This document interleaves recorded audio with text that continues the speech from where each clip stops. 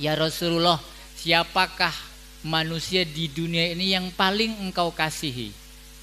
Apakah Rasulullah, saya mah nggak pilih kasih gitu jawaban Rasul? Enggak, Rasulullah tuh pilih kasih.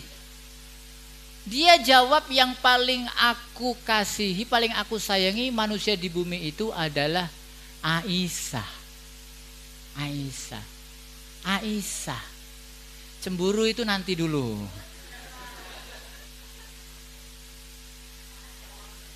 Sahabat tadi bertanya lagi, ya Rasul, Rasul aja masih salah paham itu ya. Yang saya maksud bukan itu ya Rasul, yang kau kasih itu bukan maksudnya Aisyah. Rasul baru paham. Oh kalau begitu yang aku paling kasihi adalah bapaknya Aisyah, Abu Bakar. Di sini ibu boleh baca surat Yusuf. Siapa nama bapaknya Nabi Yusuf? Yakub alaihi salam. Iya Yakub. Kok Sa'ub apa tadi? Yakub. Yakub itu kenapa anak-anaknya yang 10 itu pengen menyingkirkan Yusuf?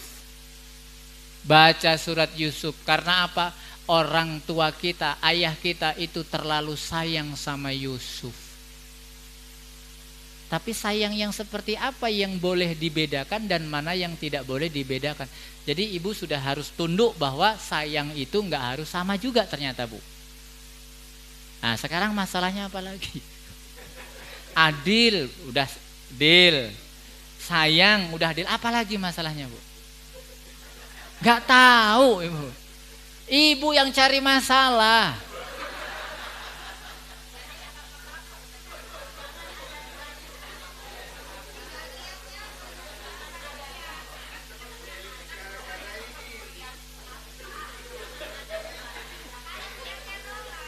Orang sudah punya anak kok masih mau poligami, itu maksudnya apa? Itu pertanyaan ibu loh pak.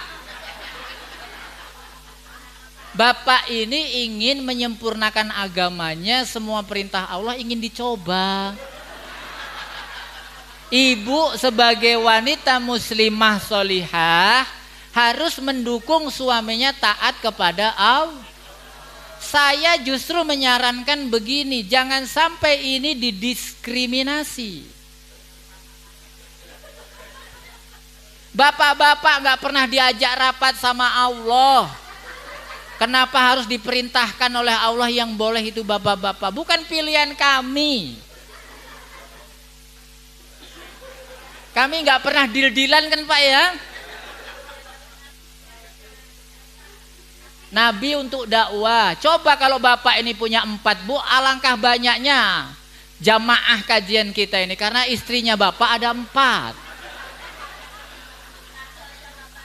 Satu aja nggak berangkat, itu salah bapak. Pak cari yang bisa diajak berangkat pak. Kalau yang satunya nggak mau diajak berangkat ngaji. Saya nggak mau bantahan sih, maaf ya bu. Saya sudah baca apa nasihat Ibnu Jauzi. Itu. Nah, ibu nggak bakal menang mengalahkan Ibnu Jauzi. Bukan mengalahkan saya hanya pendapat para ulama. Ibnu Jauzi sudah ketemu orang yang kayak ibu-ibu, udah ketemu. Udah dicatat apa kitabnya itu. Ya udah selingan ya bu ya, maaf ya bu ya. Tadi disuruh katanya Islam itu mudah difahami, mudah diamalkan. Giliran dikasih satu contoh bantahan. Katanya sami'na wa ata'na. Ini jangan-jangan sami'na wa asoina ini kan.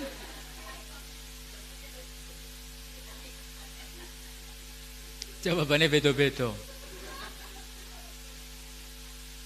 Saya di PW Aisyah itu bu, di PW Aisyah itu kan, Pak Roma tolong carikan ayat sih untuk nutup salam katanya. Kalau Muhammadiyah itu kan sudah Nasrum minallah wa fathun qarib wa basyiril mu'minin. Aisyah sudah punya, belum punya Nasihatul Aisyah albiru manittaqo. Kemudian IPM nun wal qalami wa mayasturun. Pemuda sama IMM sudah fastabiqul khairat. Aisyah punya apa? Tolong carikan, saya carikan. Ya, saya carikan ayat. Fankihu ma tobalakum minan nisa'i masna wa sulasa wa ruba. Wassalamualaikum warahmatullahi. Saya dilemparin tisu. Apa itu? Apa salah saya? Ya daripada nggak punya ayat kan fankihu ma tobalakum minan nisa'i masna wa sulasa wa ruba. Wassalamualaikum. Saya ditimpukin tisu sama ibu-ibu Aisyah. Aduh.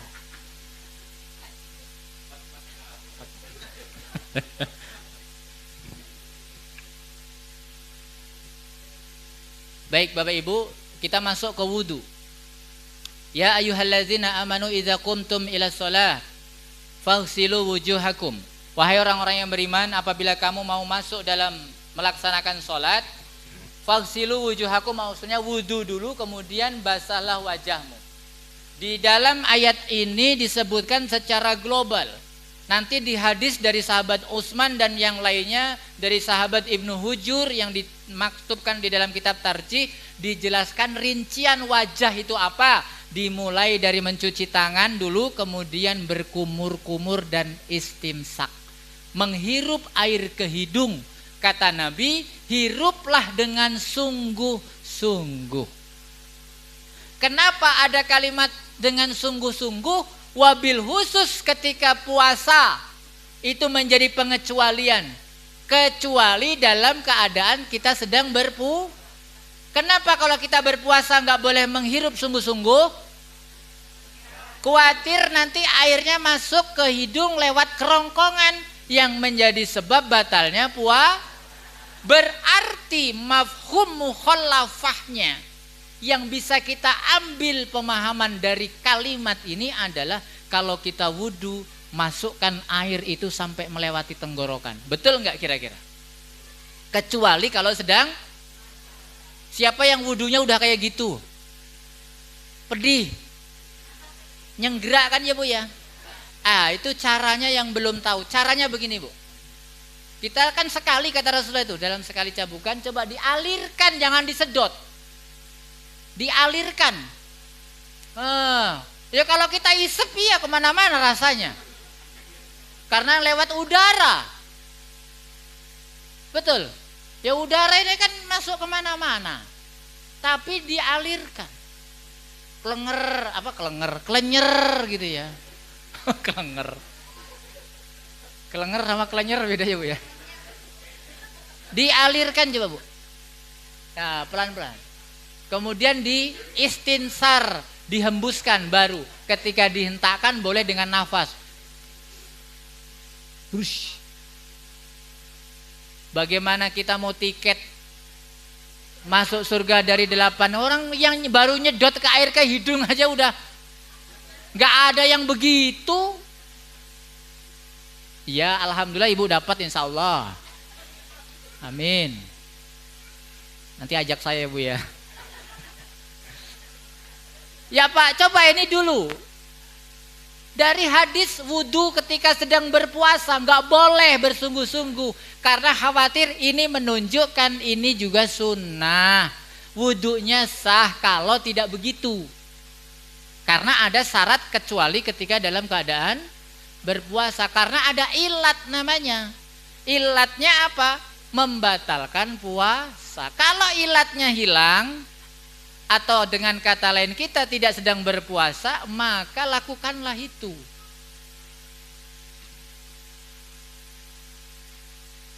Ustadz Adi Hidayat menjelaskan tentang apa hukumnya mengulang sampai 3 kali gerakan. Itu dalam rangka menyempurnakan. Sebenarnya sekali sudah sah Pak wudhu itu. Sekali-sekali sudah sah. Asal yakin kita sudah sempurna. Kenapa 2 kali? Kenapa 3 kali? Bahkan tidak boleh lebih 3 kali. Kalau 4 kali itu ada larangan. Mubazir. Was-was. Nah itu ada pembahasan tersendiri. Was-was. Ada orang wudhu itu sampai pucet gak selesai-selesai. Air udah, kerannya udah ngerocok kemana-mana. Itu kalau di Jakarta itu bisa dimarah sama DKM masjid ini. Kalau di sini ya air banyak, alhamdulillah. kayak air. Coba kalau daerah yang airnya itu wudu semua orang grojok-grojok di full buka itu, aduh. Apalagi wudu dengan was-was. Akan Bapak temui nanti entah di mana orang wudunya dengan was-was. Diulang. Bahkan takbiratul ikram itu was-was juga. Allahu Akbar. Ulangi lagi. Allah. Itu kalau di Banten banyak kayak gitu, Pak. Saya 12 tahun di sana itu. Banyak yang ketemu orang was-was gitu. Belum connect, belum kosdu namanya, belum kosdu katanya. Belum mantep. Pikirannya masih kemana-mana. Jadi diulang-ulang tuh karena ingin mengkonsentrasikan, memfokuskan, menghusukkan. Itu nggak ada ajaran yang seperti itu. Itu seolah-olah benar, seolah-olah baik tapi tidak benar. Beda baik dengan benar. Kemudian siwak. Nah, siwak itu inda kullil wudu, bukan inda kullis shalah. Maaf. Saya belum tahu, takut saya yang salah memakai siwak ketika sudah mau sholat. Yang sunnah itu ketika mau wudu. Inda kullil wudu. Tapi maaf ini ya, bagi yang melakukan, teman-teman kita, siapapun yang ketika mau sholat itu klutak-klutuk gitu, hadisnya khawatir bukan inda kulis sholah, tapi inda kulil wudu. Hadisnya teksnya begitu. Kok bisa salah paham? Bisa. Kok banyak yang salah paham? Bisa juga. Ya. Siwak. Nah, kemudian sebenarnya sebelum wudu ini ada ada amalan-amalan yang sebenarnya kita juga harus tahu, Pak. Misalnya ada penghalang-penghalang seperti misalnya kerja otomotif, dia itu gemuk oli. Nah, itu jangan membersihkan oli dengan wudu. Nanti wudunya nggak selesai karena gedabel. Nah, maka ada yang dilakukan raf'ul hadas, mengangkat kotoran itu sebelum wudu, cuci dulu pakai sabun. Jangan masuk ke wudu dulu gitu ya. Atau mungkin kita keringetan pengen mandi dulu. Bisa jadi ada orang yang mungkin gerah, pengen sholatnya lebih khusyuk karena dia barusan gapret. Tahu gapret nggak, Bu? Gapret itu mukulin padi itu loh, Bu, di sawah. Gebros. Geblok. Ya, baca bahasanya macam-macam lah ya. Kan keringetan, harodang gitu ya. Boleh mandi dulu biar seger, boleh. Jadi banyak hal-hal itu sebelum wudu. Nah, setelah itu ya kita masuk wudu ini kira-kira hal-hal yang menyebabkan terhalangnya air wudu sampai ke anggota wudu itu sudah selesai. Jam tangan, cincin, apa Pak? Kacamata. Iya juga ya. Terhalang kacamata. Plester. Spidol, koyo. Nah, tapi kalau koyo itu kan dipakai orang sakit ya. Ini apa yang wanita itu di kuku itu apa itu?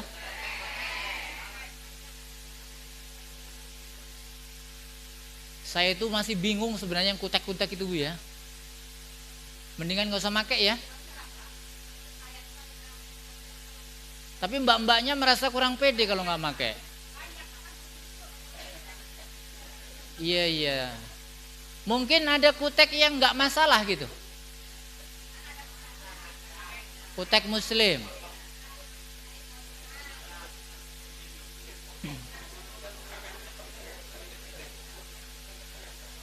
Khawatir saja ya Mbak ya. Mungkin ginilah, Mbaknya kalau mau pakai kutek itu ketika haid. Solusinya. Kemudian tangannya difoto, dijadikan status di medsos. Solusinya gitu kan? Memang begini bapak-bapak ya. Ada dalam al-Islam itu fiqhun nisa, fikih perempuan. Ibu-ibu udah punya kitab fikih nisa. Waduh.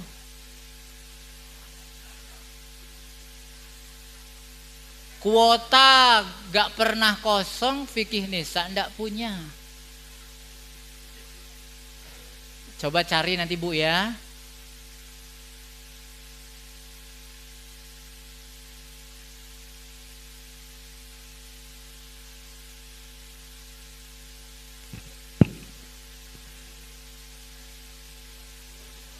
Baik. Kemudian wajah tuh di wamsahu itu diguyur ya, diguyur, dihempaskan sambil digosok-gosok. Oke. Yakin pasti rata. Telinga ini bukan masuk wajah, maka dicucinya nanti. Wajah. Rambut itu masuk ke kepala, telinga dan rambut itu masuk kepala. Maka dicucinya bareng nanti dengan kepala. Tapi kalau jenggot itu masuk ke wajah, Pak. Yang punya jenggot. Saya memelihara jenggot itu dengan tujuan kalau ngajarin wudhu itu saya nggak usah pakai jenggot orang. Cukup jenggot sendiri aja. Itu di sela-sela, Pak. Dan jenggot itu sunnahnya itu tidak boleh panjang-panjang sebenarnya. Kalau sudah panjang sampai segini, apalagi segini, Pak. Loh emang ada Bu, saya punya teman jenggotnya segini, orang Yaman. Panjang betul. Wah, kalau dia naik motor itu jenggotnya itu ke sana. Seret gitu. Panjang. Itu disunahkan untuk dipotong di sini. Bukan di sini ya. Di sini, dipotong. Ah. Di sini. Iya.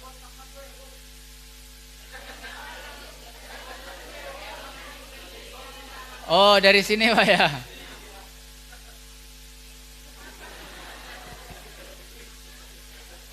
Oke, kalau di Indonesia namanya ada brewok, ada jenggot. Kalau di bahasa Arab namanya lihyah. Ini lihyah itu yang dari sini, Pak. Sini, kadang sini kan. Karena begini, wudhu kalau tutorial dari Lajnah Daimah Hay'ah Kibarul Ulama Saudi Arabia, wudhu itu kalau di Indonesia paling prakteknya di sini kan rata-rata orang Indonesia jenggotnya di sini. Kalau di sana begini, Pak.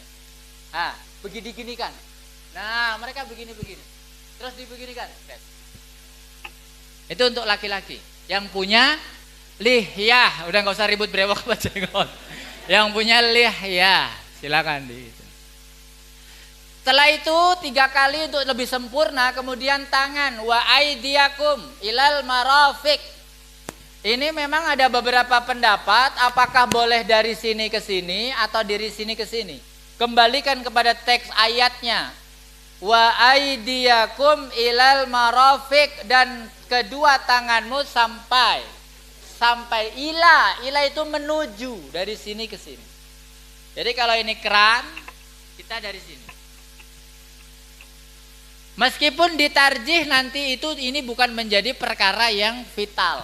Tapi ada beberapa ulama, saya tegaskan seperti Ustadz Adi Hidayat sendiri, itu beliau memberikan masukan ilal marafiq itu dari sini ke sini. Jadi jatuhnya nanti ke sini. Bukan begini. Begini boleh tidak? Boleh dan sah. Boleh dan sah. Tapi kalau kita ingin faruddu ilallah wa rasul dari sini. Ini saya ambil dari pendapat Ustadz Adi Hidayat yang mungkin akan digoreng di Majelis Tarjih Pusat nanti. Karena teksnya wa aidiyakum ilal marafiq. Dan aidiakum itu di sini. Tangan. Dua-duanya ya, aidiakum itu 2 tangan. Selesaikan dulu ini 3 kali. Bukan 1 kanan kiri bukan. Selesaikan dulu 3 kali ya Pak ya. 3 kali selesai baru kiri 3 kali selesai. Setelah itu berubah ke kepala. Ambil air wamsahu, bukan fasilu. Kalimatnya ini dalam kaidah bahasa Arab, ambil air, dibuang airnya, kemudian kita usapkan di sini sampai tengkuk basah, kemudian dikembalikan ke sini, diakhirkan masukkan telunjuk ke telinga, kemudian ya ibu jari memutar begini, seret, cukup 1 kali. Tapi saya punya pendapat, ini pendapat yang saya rasakan. Dalam Islam itu ada 3 dalil. Al-Quran, Sunnah, sama Zauk. Zauk ini yang jarang diketahui, karena sebenarnya Zauk itu ada. Zauk itu pakai perasaan. Maaf ini pakai perasaan, bukan Al-Quran, bukan Sunnah. Saya itu merasa kalau wudhu itu bukan hanya ini masuk saja, tapi ini cekungan ini tak uyak-uyak begini, Bu. Biar basah. Ini zauk namanya. Maka ya begitu. Ini pendapat saya. Saya ingin juga ini dimajukan ke majelis tarjih. Apakah dalam telinga itu kan permukaannya kan berliku-liku nih kan, naik turun berliku-liku. Apakah harus basah atau tidak? Gitu. Ya selama ini saya pribadi sih ya pakai zauk tadi ya, saya agak seperti ini, kemudian saya putar begitu. Ala kadarnya saja. Ya 1 kali saja Pak. Kalau untuk kepala 1 kali, bukan 3 kali. Kenapa begitu? Boleh dicek hadis dari sahabat Utsman, dari sahabat Huzur. Ya, Abdullah bin Huzur itu ada beberapa hadis. Wah, mayoritas ulama hadis ya, bukan ulama fikih. Mayoritas ulama hadis itu 1 kali untuk kepala. Karena dalilnya 1 kali. Jangan tanya kenapa 1 kali. Saya gak bisa jawab. Karena teks hadisnya begitu. 1 kali. Kemudian wa arjulakum. Kenapa wa arjulakum bukan wa arjulikum? Di situ nanti ada syariat mengusap khauf. Nanti ya. Kemudian kaki dulu.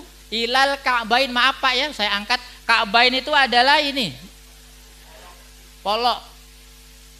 Dua-duanya. Jangan sampai enggak. Kalau pakai sendal jangan ucek-ucek, sendalnya masih dipakai, ucek gitu, ada itu juga. Nggak dilepas sendalnya Pak. Nyuci kakinya itu. 3 kali di sela-sela jari kaki dengan jari tangan. Di sela-sela dibersihkan. Pokoknya di sela, pokoknya yang bagus harus basah semua. Kalau ada 1 titik atau 1 lingkaran yang nggak basah, dia akan dibakar di neraka kata Rasulullah. Sama orang-orangnya, bukan kakinya diambil gitu doang udah.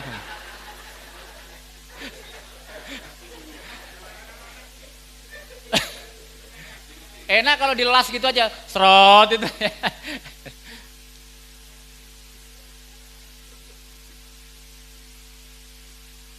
Pastikan sempurna wudunya. Ya. Nah nanti ada, ini udah selesai lah ya wudhu ya. Itu yang poin itu. Yang cukup banyak membedakan Muhammadiyah dengan yang lain, yang 0 tadi sudah saya jelaskan, sama yang mengusap kepala berapa kali, 3 kali. Yang lain insya Allah aman. Ya insya Allah aman. Diperbaiki, jangan terburu-buru dan jangan boros-boros air. Kalau kita pakai sepatu bagaimana? Bagi yang safar melakukan perjalanan, boleh tidak membuka sepatu. Cukup diusap di atas sepatunya saja 1 kali, seret mencukupi. Ini kita ketahui dulu. Mau dipraktekkan nggak dipraktekkan, tunggu tanggal mainnya. Kita punya kesulitan atau tidak? Al-masyaqqatu tajlibit taisiron. Kalau kita misalkan, wah medan yang kita lalui namanya safar, kan kita nggak tahu Pak. Tapi ada sunnahnya. Tapi sebelum pakai sepatu wudhu dulu. Dan boleh tidak melepas sepatu kalau mukim 3 hari, kalau safar bisa sampai 7 hari. Mukim juga. Ini kondisional, cuman kita ketahui saja. Boleh tidak melepas sepatu. Berarti boleh dong sholat pakai sepatu? Enggak boleh. Masa sudah sholat pakai sepatu? Tapi kalau sholat pakai sepatu, misalnya tentara, brimob, kokam, di hutan-hutan, Ya kan di hutan-hutan kan latihan segala macam mungkin atau perang beneran. Ya udah sholat pakai sepatu nggak apa-apa, tapi jangan sholat pakai sepatu. Ya, sholat pakai sarung nggak boleh. Bahkan menurut saya naik motor pakai sarung nggak boleh, bahaya. Saya jatuh. Boleh ya. Kalau ibu-ibu jilbab, ibu sebelum pakai jilbab mau safar, wudhu sempurna pakai jilbab. Nanti kalau ibu wudhu di pom bensin di mana tempat istirahat, khawatir membuka aurat, silahkan diusap saja jilbabnya 1 kali, tidak apa-apa. Tapi sebelum pakai sudah wudhu dulu. Ya Bu ya. Astagfirullahaladzim. Dari sini ada pertanyaan? Ada?